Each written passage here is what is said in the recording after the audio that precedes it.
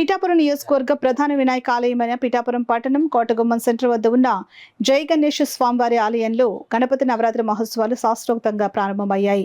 తెల్లవారుజాము నుంచి స్వామివారికి విశేష అభిషేకాలు, ప్రత్యేక పూజలు ఆలయ అర్చకులు నిర్వహించారు. స్వామివారికి పూజా కార్యక్రమాల అనంతరం సుమారు 300 మంది భక్తులు ఆలయ అర్చకుల చేతుల మీదుగా గణేష్ మాల ధరించి 11 రోజుల దీక్షను స్వీకరించారు. 11 రోజుల దీక్ష అనంతరం జై గణేష్ స్వామివారికి ఇరుముడి సమర్పిస్తారు. ఈ సందర్భంగా ఆలయ అర్చకులు మైలవరపు అవినాశాచార్యులు మీడియాతో మాట్లాడారు. ఈ కార్యక్రమంలో ఆలయ ఈవో నున్నా శ్రీరాములు, మైలవరపు రామకృష్ణాచార్యులు, మైలవరపు రామాచార్యులు, సతీష్ తదితరులు పాల్గొన్నారు.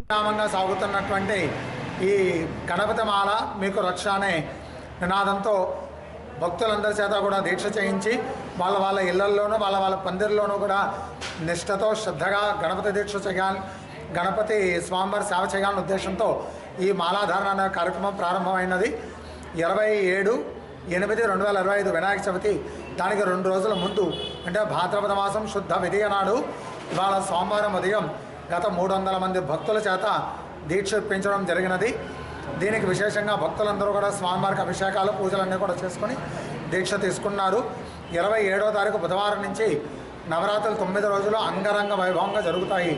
కాబట్టి భక్తులందరూ కూడా ఇంకా ఈ వీడియోలను చూసే వాళ్ళు అందరూ కూడా స్వామివారి దర్శనం చేసుకొని స్వామివారి అనుగ్రహానికి తప్పకుండా పాత్రలు కావాలి.